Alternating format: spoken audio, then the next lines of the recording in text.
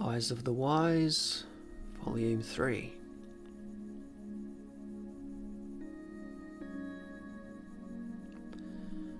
Enlightenment. It's not the most popular subject today, and in a civilization in which we want what we don't need and need what we don't want, that's totally understandable. What should we be doing instead of asking and answering the big questions? Well, unless you've been on another planet for the last century, you'll well know today's established formula for success. Work, buy, consume, and die happily at the end. Zooming out through the lens of Bhakti Yoga wisdom, we find a radically different mandate for humans. You have the human form of life with its developed consciousness. You must become enlightened. The Sanskrit mantra is Atato Brahma Jigyasa, which highlights the uniquely human potential to ask the big questions. But why not just work, buy, consume, and die happily? After all, could billions of people really be wrong about the human calling? I recall over 3 decades ago scratching my head about this and wondering who I was, why I was here, why the world was the way it was, and why everyone I knew couldn't care less. Was I the only one who thought that these questions were important, if not essential? After much searching, I came across Bhagavad Gita as it is, which, to my great relief, not only empathized with my interest in enlightenment, but also gave it a clear definition. When one is enlightened with true knowledge, that knowledge reveals everything, as the sun lights up everything in the daytime. Bhagavad Gita 5:16. In other words, enlightenment means you can see, and asking whether it's optional for human beings is like asking if seeing is optional. Now obviously we could get by without our vision, but we would be missing huge chunks of information that are essential for our safety, our peace of mind, and ultimately our happiness. So it's through this lens that wisdom texts like the Upanishads urge us, don't stay in the darkness of ignorance, come to the light of knowledge. But what could we really be missing in the darkness? Maybe darkness is good. In fact, maybe it's essential for the freedom and pleasure we crave. After all, although enlightenment is not on the top of our list, or maybe not on our list at all, isn't our present version of civilization the pinnacle of human advancement? Again, if we value our ordinary vision, wouldn't it also serve us well to expand this concept and examine what enlightened souls see that the rest of us don't? We can break that light down into 3 categories. There's the preliminary level, where the beginner in enlightenment sees themselves as a permanent conscious being, completely different from their temporary psycho-physical garment.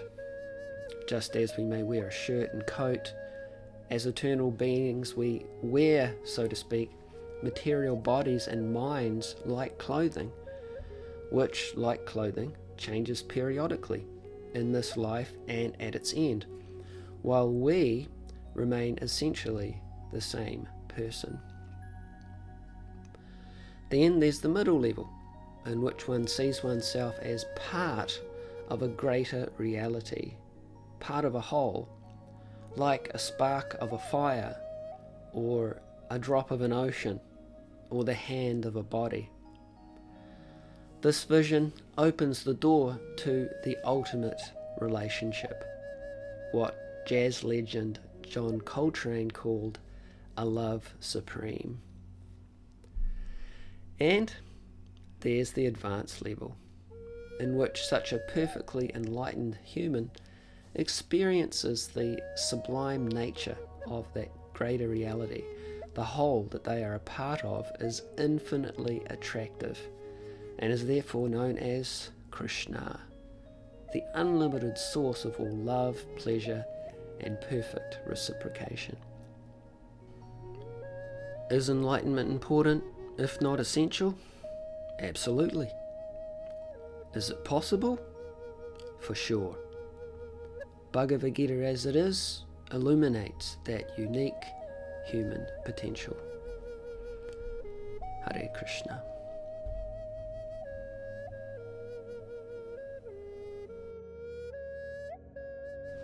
So I walked outside a few days ago and I noticed something that I hadn't noticed before. And in fact, it was this sign here, which is a couple of doors down from my flat. It's on the roadside of a food court next to our apartment building. And obviously, it's to inform customers to come in to the food court because this vendor is open for business. I've always been attracted to graphics and signs, and what really caught my eye about this one was the exclamation mark after the yes. Yes, we are open. And so when I saw this sign, I thought, this is how I should be about enlightenment. Yes, I am open. What is the beginning of enlightenment? As the Vedanta Sutra says here in its opening text, it's simply being open to spiritual inquiry and understanding. In the quest for enlightenment, this is like putting the key in our car's ignition. Without that first move, we aren't going anywhere. And similarly, without being open or having an interest in the non-material, we are stalled in the car park, so to speak. And this openness is not so easy today because those who run human society, they don't want us to be open to the business of enlightenment because that's bad for their business of making money.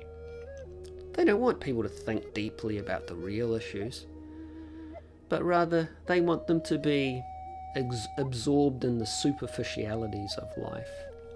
How am I feeling right now? What can I do to get a better feeling? As the famous philosopher Oscar Wilde said, today we know the price of everything and the value of nothing. If we're fortunate enough though to see through the mass consensual trance, the work, buy, consume, die philosophy and culture, then we can begin genuine human life, as stated here in the Vedanta Sutra, which is distinct from all other species only by this inquiry into the absolute truth. And what is meant by the absolute truth? What does that mean?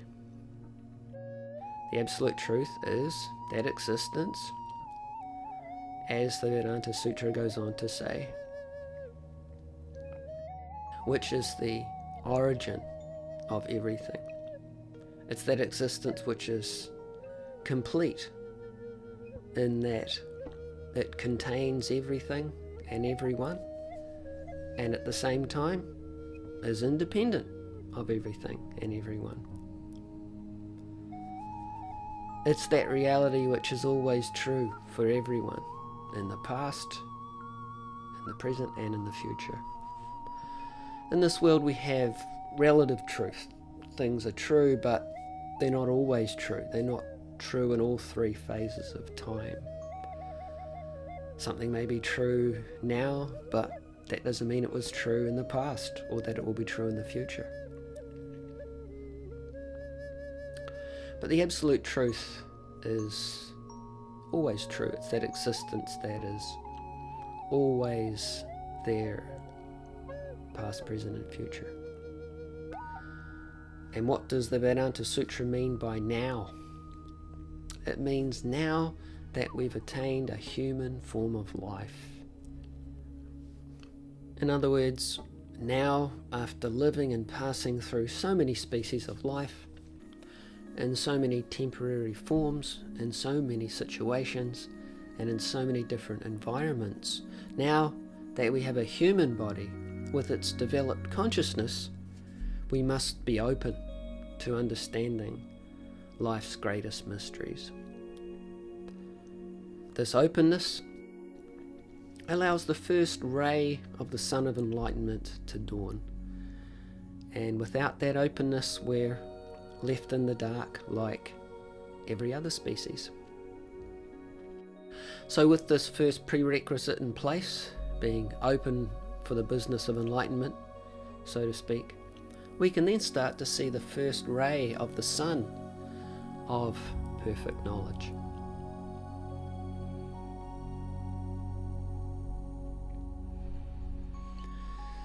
Here we are down at the Wellington waterfront on a nice sunny day at the community diving board, which as you can see is a huge slab of timber. Not a lot of flexibility in this one. Still, that doesn't stop people from enthusiastically using it to dive into the harbour there. On this day, surprisingly, actually there were no customers for the diving board, or at least while I was there. So material existence, referred to in Sanskrit as samsara, is compared in yoga wisdom to an ocean. The bhava sindhu, sindhu means ocean, and bhava means becoming. So the material existence is compared to an ocean where things become, or they come into being, they stay for some time, and then they go out of being. Just like in an ocean, waves come into being, stay for a short time, and then disappear back into the ocean. So this is true for everything material, including our body. And part of diving into the ocean of material existence is to identify ourselves as a product of that ocean. In other words, to identify as a material product, and specifically as our current temporary body. And this is a major part of the darkness that genuine enlightenment illuminates. As Krishna says here to Arjuna in the second chapter of the Bhagavad Gita, "Never was there a time, Arjuna, when I did not exist, nor you, nor all these kings, nor in the future shall any of us cease to be." So here he's describing the first sign of real knowledge or light. The understanding that we are not temporary material products of the material ocean. We're actually all eternal. We always existed, we exist now, and we will always exist. Although of course the bodies we have and identify with are temporary, because they are products of the ocean of becoming and unbecoming, the bhava sindhu. So what is the difference between a live body and a dead body? Materially speaking, there's no difference. Yet if we go to a funeral, we'll hear relatives of a diseased person say, "He's gone," or "She's passed away."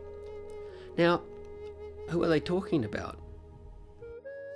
What they saw of their beloved relative is still there. If you go to a funeral that has an open casket, you can see the body of the departed relative there. So in terms of what they saw of their loved one,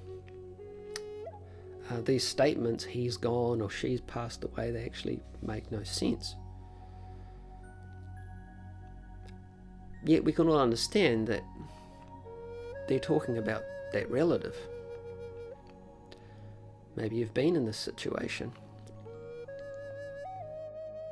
So who then are they actually referring to? They're referring intuitively to the person who animated the body, which is now dead, right? The person who asked them questions, who gave them answers to their questions, who laughed with them, cried with them, and who is now obviously gone, although what they saw and thought of as that person is still there. So this everyday occurrence, it graphically illustrates the preliminary level of enlightenment, understanding the difference between the temporary body, which is a product of the ocean of becoming and unbecoming, and the eternal person, or the soul, within the body.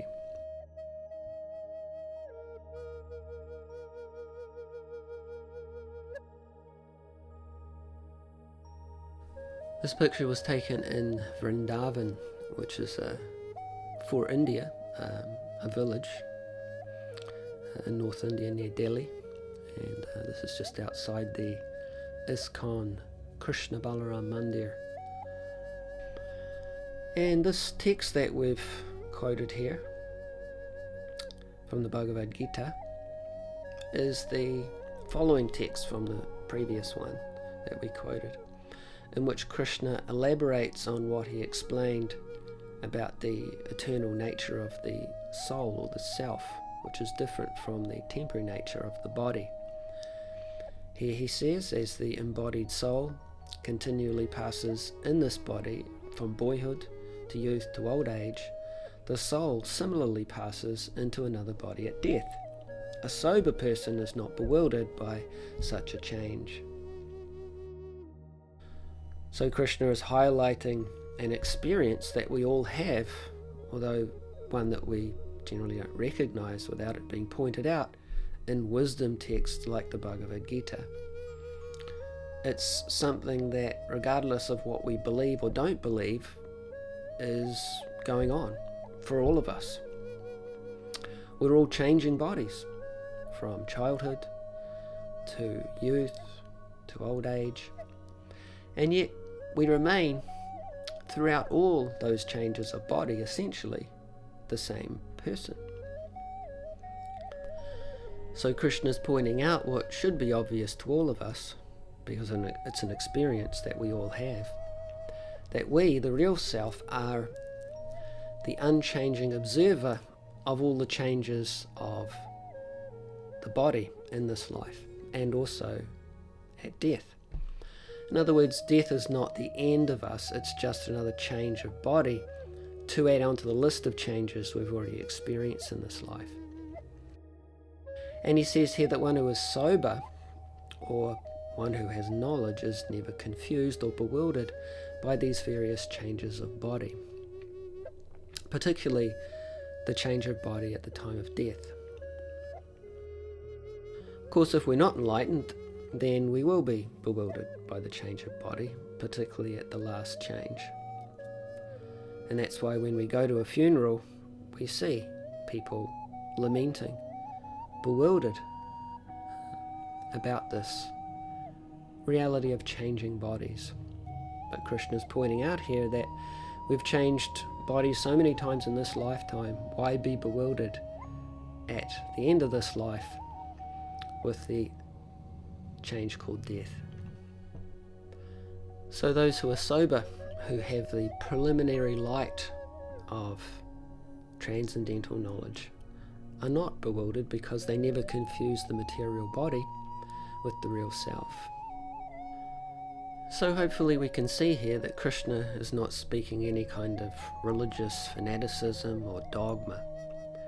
He's talking about a practical experience that we all have, regardless of whether we're this religion, that religion, or no religion, regardless of what we believe in or don't believe in.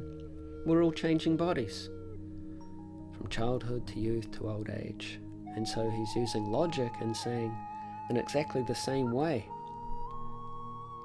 that you've experienced changes of body in this lifetime, death is simply another change.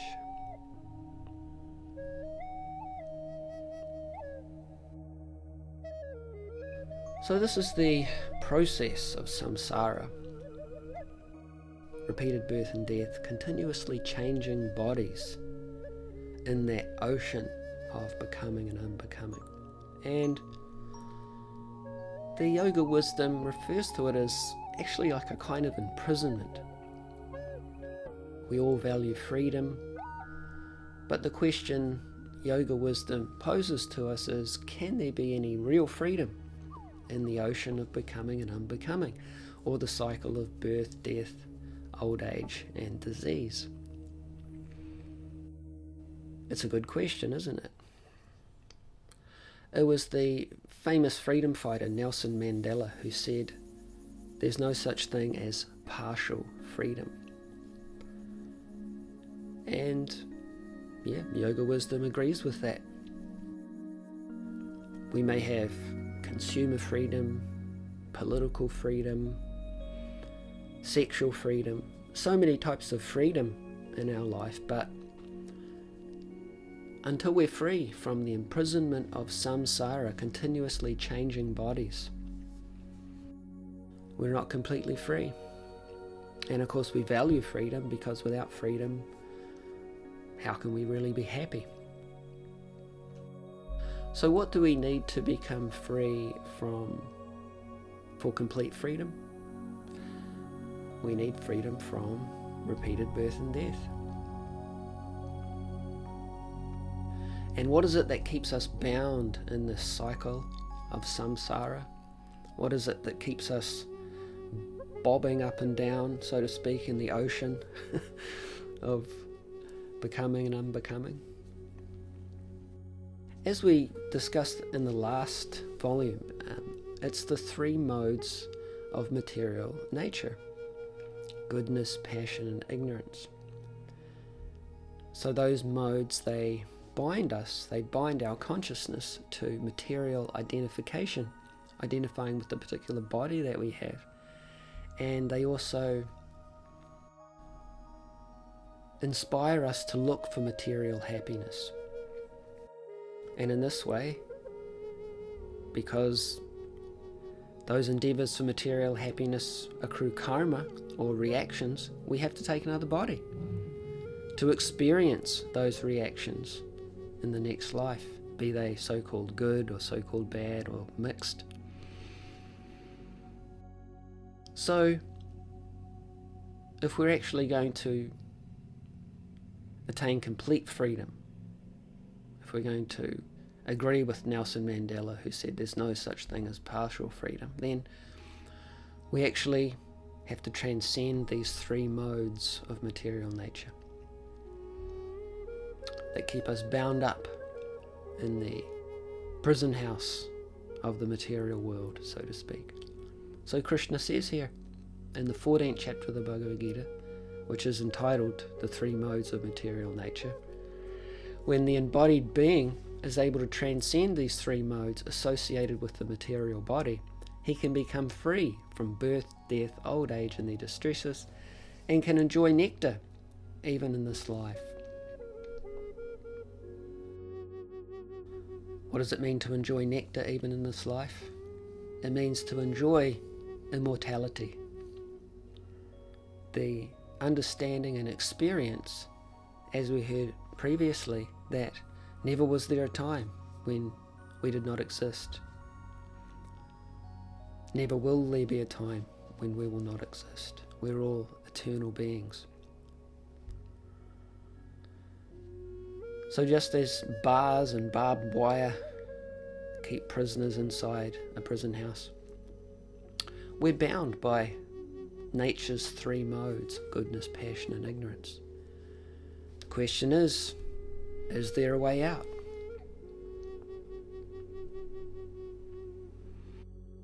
The answer, of course, is yes. The way out, or the path to true freedom, is through knowledge. As Krishna says here, when one is enlightened with true knowledge, that knowledge reveals everything, as the sun lights up everything in the daytime. So revealing everything partially means revealing the way out of the ocean of material existence, the way out of the prison house of the material world. So understanding the eternal soul and its changing bodies in the ocean of becoming and unbecoming is certainly the beginning of that way out, but it's just the beginning. To actually escape the imprisonment of birth and death, we need full enlightenment. We need to see everything, as this text from the Bhagavad Gita is saying, which means we need full or true knowledge of not just the preliminary level of enlightenment, but also the middle level and the high levels of enlightenment, as we discussed in our In Focus section. Where can we get that full knowledge, that full enlightenment? When we turn away from the sun, we create a shadow, which can be compared to ignorance. But when we turn to face the sun, we see the sun, we see ourselves, and we see the world around us all clearly by the grace of the sun. Similarly, if we hear from Krishna, who is compared to the sun-like source of all knowledge, with a genuine openness, then we'll gradually see everything as the sun lights up everything in the daytime.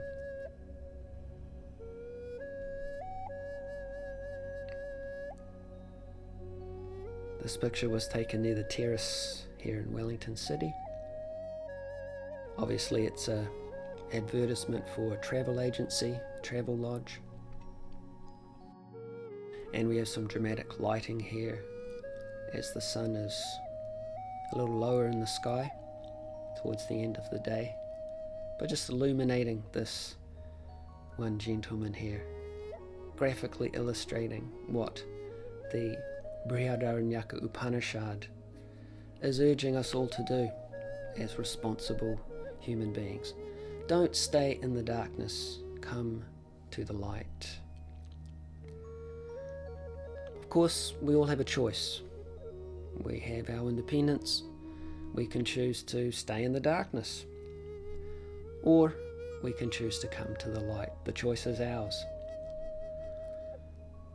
But if we want real freedom, if we want to stop this business of travelling from one body to another, to another, to another, amidst millions of species of life, then we should take this seriously, this quest for enlightenment.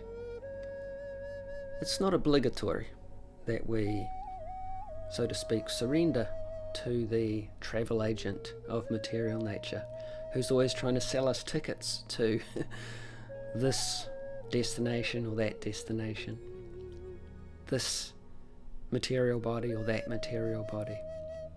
We don't have to do that. We don't have to keep traveling from body to body to body in so many millions of species, looking for pleasure in the darkness.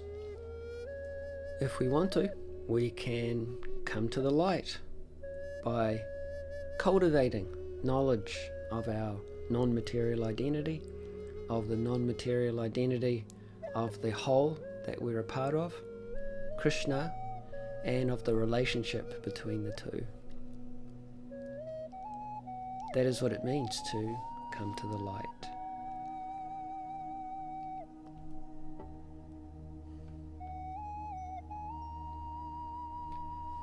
Ultimately, how does full enlightenment take place? To answer that, we need to understand that our perceptions are not independent. This is a revolutionary concept in the Western world. We tend to think that I'm in charge of what I can see and what I can't see, what I can understand and what I can't understand. This is part of the darkness of ignorance, because we don't see that in that darkness, we don't see that we are parts of a whole. We're not wholes unto ourselves. That means that our perception's not independent. Our perception is ultimately dependent on the whole we are parts of. So again, if we turn our back to the sun, to the whole, so to speak, by that choice we lose our vision of the whole, and we only see a shadow, which can be compared to ignorance. But if we turn towards the sun, we lose sight of the shadow of ignorance and only see light. So the nature of the whole, the nature of Krishna, is reciprocal. Whatever we choose, whether we choose to stay in the darkness or come to the light of knowledge, the whole reciprocates with our choice and gives us our perception accordingly. He gives that choice to us, his parts. Because without choice, there can't be any real love. And without real love, how can there be any real happiness? Here, Krishna, the whole that we're all a part of, is explaining how he reciprocates with a part who continuously chooses to come to him, which means to come to the light of knowledge. It doesn't mean to come to some kind of religious belief or faith as we understand it conventionally. It means to cultivate knowledge. And this is how full enlightenment becomes possible. It's by the grace of Krishna, the complete whole that we're a part of, who, as he says here, reciprocates with the sincere endeavours of someone who actually wants to attain full enlightenment. He says, to those who are constantly devoted to serving me with love, I give the understanding by which they can come to me. To show them special mercy, I, dwelling in their hearts, destroy with the shining lamp of knowledge the darkness born of ignorance. Hare Krishna. Srila Prabhupada ki jai.